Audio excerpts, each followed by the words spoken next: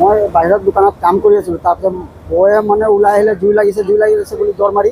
তাৰপিছত মই গৈছোঁ তো 4 স্কোৱাৰ একটা ঝটকাতে মানে 2 ছেকেণ্ড নালাগিলে জ্বলোতে মানে পুৰা একেবাৰে মই গৈ পাওঁতে মানে গোটেই গুদামখন জ্বলি শেষ।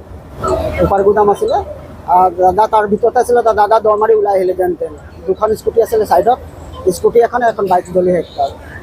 গুদামখন একেবাৰে নাইকিয়া হৈ গ'ল, একোৱে নাই আৰু কি ক্ষতি হৈছে? মেচিন আছিলে, চিলাই মেচিন আছিলে 6টা, তাৰপিছত আপোনাৰ এটা ৰুই ধুনা মেচিন আছিলে এটা, সেইকেইটাও শেষ। আপোনাৰ সূত্ৰপাত মানে আপোনাৰ এই শ্বৰ্ট চাৰ্কিটল কাৰেণ্ট দি মানুহ একো হোৱা নাই, মোৰ অলপ লাগিলে খালি এইটো, আৰু মোৰ আৰু একো হোৱা নাই। মোৰ হাতত অলপ লাগিছে আৰু একো হোৱা নাই।